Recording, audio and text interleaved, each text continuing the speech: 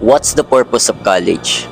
Most of us would say para magkaroon ng magandang trabaho, maging financially stable, or makagain ng skills and knowledge na magagamit natin after natin graduate. But my question is, bakit pa natin kailangan pag-aralan ang mga minor subjects?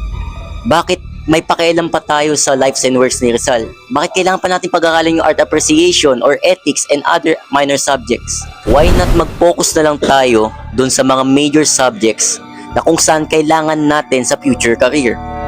Simula pa nung first year ako, naging tanong na to sa sarili ko na bakit kailangan ko pang kabisaduhin kung ano yung mga ginawa ni Rizal? Bakit kailangan ko pang tignan kung ano yung mga ginawa ng mga tao dati pagdating sa arts?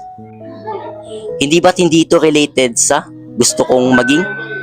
Until one of our professor, which is si Ma'am Del Mundo, na nag-share ng analogy sa amin that changed my perspective about college. Think about a 7th floor building. Before pa matayo yung building na yon, ano ba ang unang ginagawa ng engineer?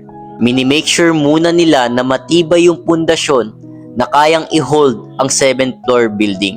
Kasi isipin mo, kapag inuna nilang itayo yung 7th floor building before the foundation, hindi ba't guguho lang din yun? Well, that's not the exact analogy na shinare ni Ma'am Del Mundo sa amin, pero ito talaga ang tumatak na mensahe sa akin.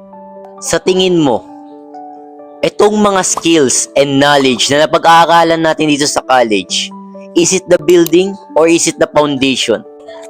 The answer is, our skills and knowledge na natutunan natin dito is just the building.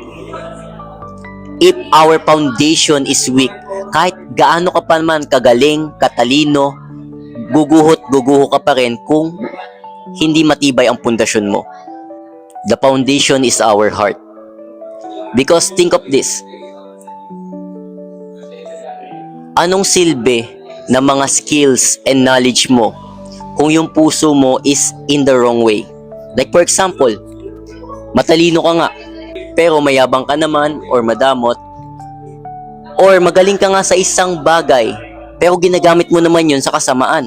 That's why nag-i-exist itong mga minor subjects natin sa college. Hindi para kabisaduhin kung ano yung mga essay na ginawa ni Rizal, hindi para kabisaduhin kung anong libro yung ginawa niya, or kabisaduhin yung mga arts ng medieval period.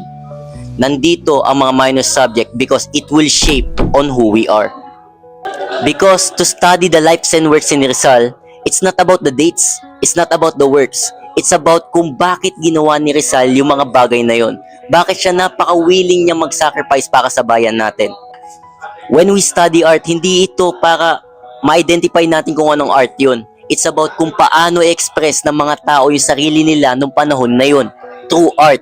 Before Rizal wrote his novels, essays, itong mga buildings na ito, something already existed first. It's about his heart and his purpose.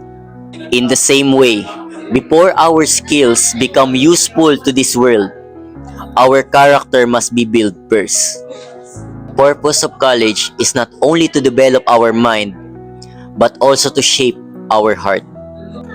Hindi lang para makapag-produce ng napakagaling na estudyante, but also to produce a good human being. So my last question to you, ano ba ang foundation mo?